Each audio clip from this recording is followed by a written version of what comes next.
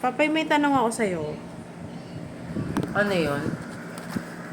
Seryoso to ah. Sige. Why is it necessary to study apologetics, hermeneutics, and lexicon? Bakit mukhang pan ka talaga? Seryoso ka dyan ah. Seryoso nga, dali na. Hindi ba yung nagpapatulog ulit sa'yo? Pag nasagot mo na, makatulog na. Well, kailangan talaga naman siya, no? Kaya nga, kailangan yan. Kasi, kaya nga pinag-aaralan yan, no? Sa theology. Kasi kailangan talaga yan. To answer that question, bakit kailangan, magbibigay ako ng example and I'm going to show you one verse, no, na kailangan mong gamitin yung tatlong discipline na yan. Kasi kung hindi mo gagamitin kahit isa doon, magkakaroon ka ng duda, especially sa scripture. Minsan sa faith, no? Okay. Madalas din naman itong tanungin ng mga atheists. Hindi ko lang sinasagot. No, kasi parang useless sa sagutin sa kanila, magkakaroon pa sila ng idea kung paano sagutin. But if a Christian would ask me, no, about sa verse na to, sasagutin ko sila gamit yung tatlong discipline na to. Kaya kailangan talaga siya. So basically, bago tayo mag-proceed doon, let's define first what is the three discipline na yan, no? Apologetics, hermeneutics, and lexicon. Pangatlo. So, yung apologetics is the science of reasoning. Okay. So, ancient time pa naman yung ginawa, no? Early Christian pa ginagamit na yan. Actually, tayo ginagamit natin yan. Most of the time, no, hindi lang tayo aware na apologetics na pala yung ginagawa natin.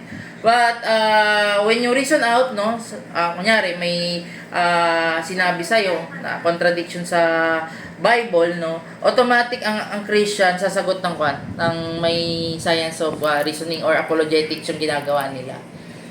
Yun. 1, 2, hermeneutics. Hermeneutics is the science of interpretation. So, paano mo interpret yung isang scripture, no? Tama ba, mali ba? So, with hermeneutics, with the discipline hermeneutics, no, malapit-lapit ka sa exegesis ng scripture itself, no? So, hindi ka gagawa ng sarili mong interpretation kung meron kang idea kung ano yung hermeneutics. And thirdly, the lexicon. Ano yung lexicon? Lexicon, is the two basic o yung standard of original language na ginamit sa manuscript. Most of it, no, Hebrew and Greek. May konting Aramaic, no, pero mas madaming Hebrew at saka Greek sa scripture natin. So, to cut the long story short, no, gagamitin ko yung tatlong discipline na yan sa isang verse, no. At yung verse na yun, medyo mahirap talaga siyang sagutin. Pero bago tayo mag-proceed, no, sa verse na ilalatag ko, meron akong proposition, no, na ibibigay, no, then sasagutin mo siya. Ang una kong tanong, no, ang tao bang gumagawa ng evil ay can consider evil?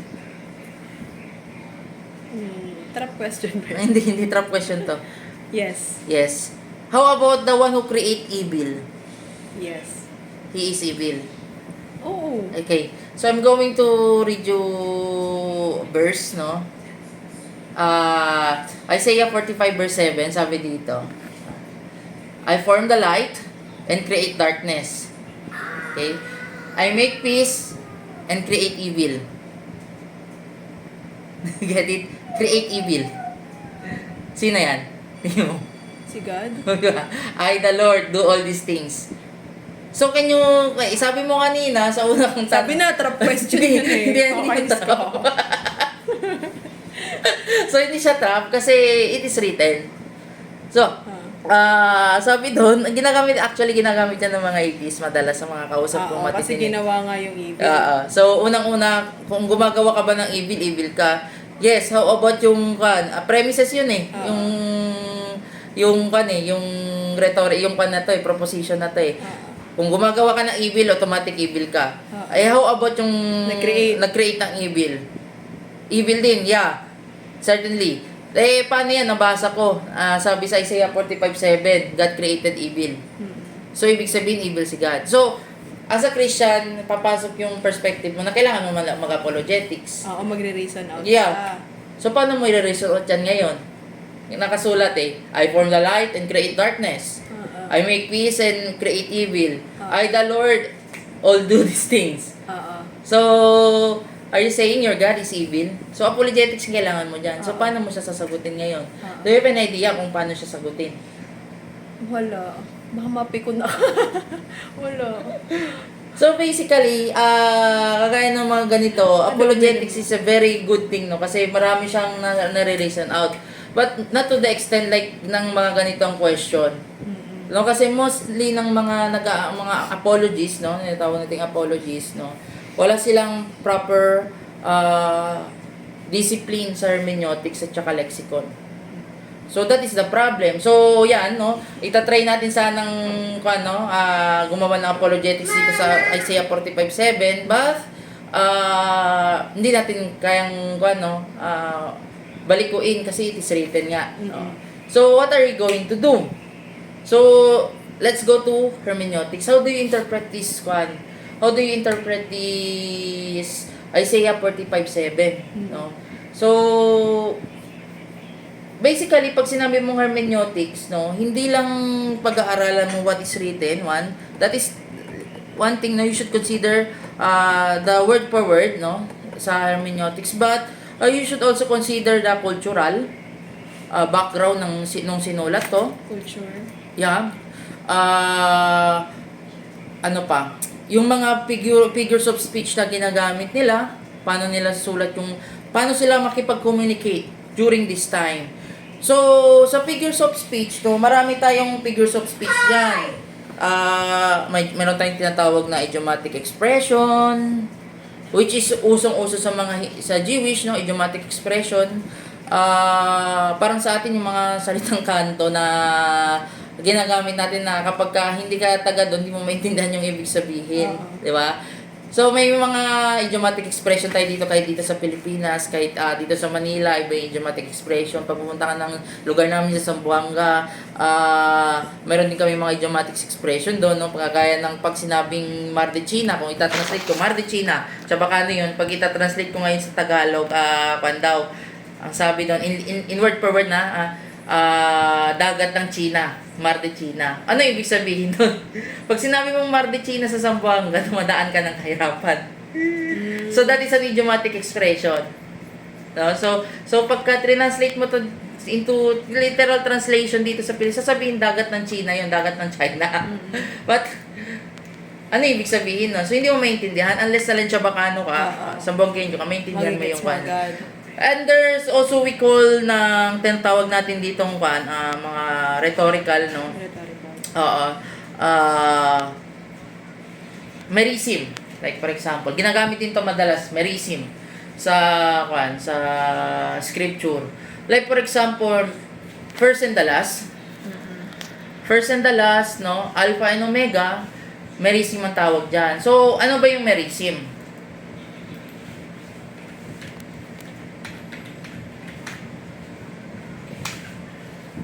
Okay. Merism from the Greek, no, means divided, is a rhetorical term for a pair of contrasting word, no, or phrases such as near and far, body and soul, life and death. Used to express totality or completeness. So, merism may be regarded as a type of synecdoche in which the parts of the subject are used to describe the whole. Ganun. That is merism. So, naiintindihan mo. So, ginagamit din siya talaga sa scripture yung ganyang term. Kaya ko sinabi yon, no? Kasi this certain verse, no, Isaiah 45:7, medyo napapatanong ko kung ano ba yung figures of speech na to. No? So, kasi, no, light and darkness are merism. Kaso nga lang, colon siya eh. After ng I form light and darkness, colon. So, which means, pareho yung susunod na sentence. But, peace and evil is that total opposite na... Hindi ba? Hindi. Peace. Kapayapaan tsaka kasamaan.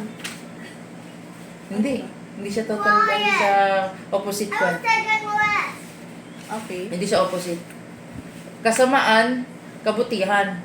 Okay. Kapayapaan, kaguluhan. Kaguluhan. Okay. Gets mo? So, hindi mirisim yun. Well, Slight?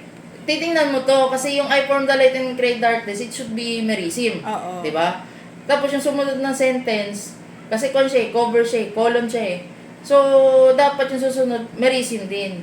Pero, So, kapag gagawin mo tong merisim, kakaroon ng problem siya. So, ano yung gagawin natin dito? So, di ba, una, ginawa natin apologetics. We cannot use viable apologetics nang hindi mo gagamitin ng hermeneutics.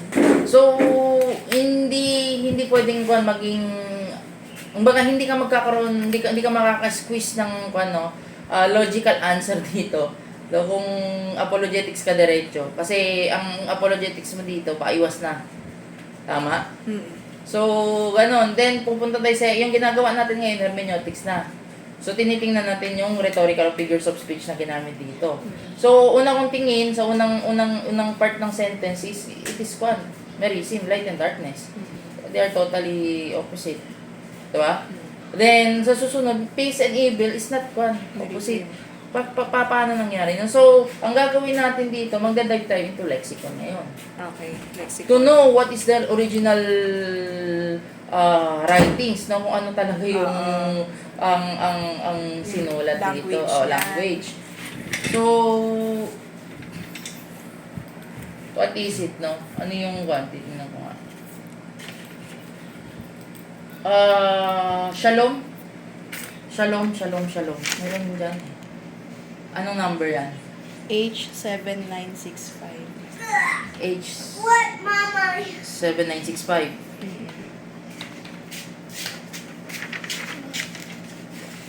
Okay, shalom.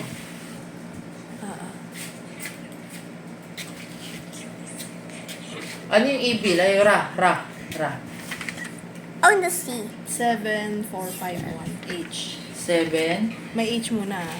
H7. Use commands. 7451. 7, 4, 5. Commands, One. Mama. You can go do it. Both us. Treat us with command.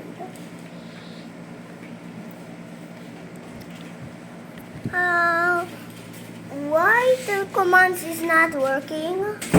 What? Why the commands is not working? It's okay. I like the So, command. look at the definition of shalom mamay. Sabi sa shalom dito. Okay. Sakto. Ano? Peace. Well, peaceable, welfare, Yum, yum, yum, salute, yum, yum, prosperity, yum, yum, yum. safe, health. Diba? Oo.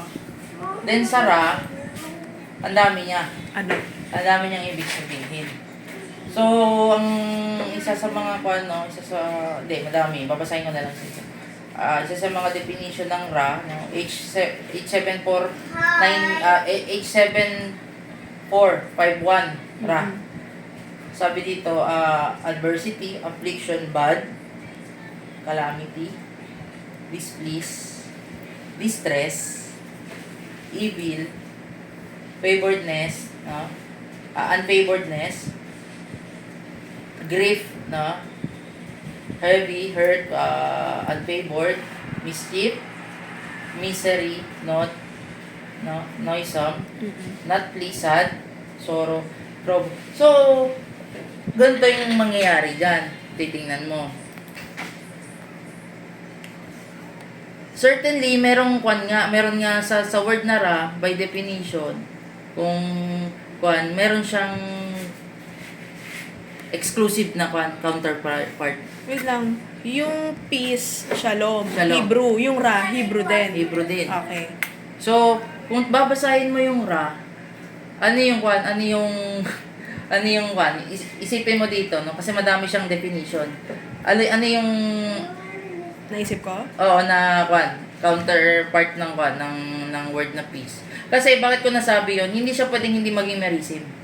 Merisim talaga siya kasi unang sentence merisim talaga. Oo. So, the point Eh is... di yung mga sinabi kanina, mga kaguluhan. Yeah.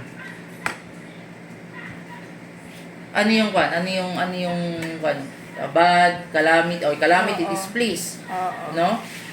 So, sa translation ng English, hindi pala dapat evil lang. Supposed to be, no? But, yeah, hindi ko naman sinasabing mali yung translation. But, Yun lang yung akma? hindi rin. So, yun yung pinaka pwede mong malapit na pwede mong i-translate sa Kaya word na nga, English. medyo malapit. Medyo malapit. Okay. But the thing is nga, Kasi naisip lang evil, yeah, kasi demonyo. oo, kasi pagka sa pag sinabi mo pumasok ka na sa word na English, kasi siya nakabak siya kung pag sinabi mong evil, ito na talaga yung definition niya. Oo, yun na yun, di ba? Oo, while yung ra kasi, ang dami niyang definition. Madami. So, pero kung titingnan mo yung figures of speech, merism, hindi siya papasok sa word na evil lang. Tama? Marami siyang pasok na doon, i-define doon. Mhm. So, pwedeng distress, no? Oo. Pwedeng calamity, Oo. 'di ba? Kasi peace and calamity, kung din, 'di ba? Opposite direction din Basta yan. opposite ang peace. Yeah. So, merism siya. Okay. Ngayon, pagpapasok ka naman, so, we can confirm that Isaiah 45:7 is merism. So, ano yung definition nga ulit ng merism? Ano yung masasabi mo sa merism? It is a rhetorical term of a pair of contrasting words or phrases. Okay. Diba? Such as near, far, body and soul, life and death, used to express totality or completeness. Gets mo? Oo. So, ibig sabihin, kunyari ganito, pag merism, nahalughog ko na yung langit at lupa. Merism yun eh. Oo. Nahalughog ko na yung langit at lupa. Heaven and earth. We need to use the command, Mama. Yes, Okay, yes. later. You sit down. You sit down again. Ano is a term of pair of contrasting word? Yeah. Contrast sila. Oo. So, ibig sabihin ba, no? Pag sinabi ko nahalughog ko yung langit at lupa, totoo ba talagang nahalughog ko yung langit at lupa? Ibig sabihin nun, naghanap ka na lahat. Yeah. Nahanap ko na lahat. Hinanapan mo na lahat. Okay. The second thing, when you say Alpha and Omega, the beginning and the end, does it necessarily na sinasabi mo may beginning yung God o hindi? Or is it the term Alpha and Omega, beginning and the end, sinasabi lang niya, cover niya lahat? Oo. So that's the thing. Sakop niya lahat. Oo. So ibig sabihin, when you say, I created, at we determine that it is merism, I created peace and calamity, Oo. I created peace and calamity doesn't mean na evil talaga siya, but the rhetorical itself says that he covers it all. Okay. Hindi siya literal na demonyo. Oo. So, to cut the long story short, Oo nga, no? nagkaroon ka ng perspective ngayon kung bakit kailangan yung tatlong discipline na to. So, without this discipline, no, hindi mo masasagot yung such verse na to. Oo. Prior to reading the verse, nagkaroon na ng proposition. Gumawa na ako ng proposition. So, knowing this three discipline, no, masasagot mo siya ng mabilis. Yung proposition. Kung yung someone ba ay gumawa ng evil, yes. Yung nag-create ba ng evil, yes, no. Then therefore, God is evil because accordingly to Isaiah 45:7, ganito ganon. So he created evil. So but with the discipline Basic, na sinabi ko ngayon, no, magkakaroon ka ng idea kung paano sasagutin yung question na yon. Di ba? So, I think yung naiintindihan ka ba? Oo, may na-realize ako. Kapag pala, yung foundation mo sa lexicon, tsaka sa hermeneutics, ay puno. Puno talaga. Pero kung may idea ka, or alam mo kung paano gamitin yun, okay yung apologetics mo. Maganda yung kalalabasan ng Kasi kung hindi mo to alam, tapos babasahin sa'yo ng atheist, tapos sabihin, no, evil pala yung Diyos mo. Baka mapikon ka. Yeah, Baka Mama. mag-ad hominem ka na lang. Oo, kasi hindi mo naman- Kasi hindi mo alam. Nakasulat naman din kasi. Oo, kasi, di ba? Literal na nakasulat naman. Di ba? Tapos sabi mo, naniniwala ka sa Bible, tapos hindi mo paniniwala na evil yung Diyos mo. Pero kapag hindi mo alam palahimayin yung per word, per language, sa lexicon, hindi mo din alam kung paano i-define yon through hermeneutics na merism pala yung ginamit, eh ano yung i-reason out mo? Ano yung magagamit mo apologetics? Diba? Wala. Hindi mo ma-explain na maigi dun sa example na kausap mong atheist. So, importante siya. Eh, kahit hindi naman 80s yung kausap mo. Hindi, kasi, di ba yun Ikaw mismo Ako pag mismo. nabasa mo.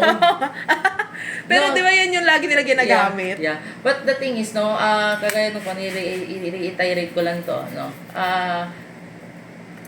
akala natin, iisip natin, no, ginagamit natin yung tatlong disiplina to for such purpose, debate, no. Oo. Hindi lang din yan. Kasi, for example, ito, pag ito na ang encounter mo to, Oo. binabasa mo, ikaw mismo magtatanong kay, paano nangyari to? So, kailangan mo sagutin yan. Yung sarili mo. Oo. So, paano mo sasagutin without this discipline? Wala kang idea sa discipline na sinabi ko. Well, basic lang naman yung sinabi ko. Pero kung meron kang idea, mapapabilis yung pag-aaral mo. Di ba? Mapapabilis yung sagot mo. Hindi ka magugulumihan. And with that, so, masaya ka ba sa naging sagot ko? Yeah.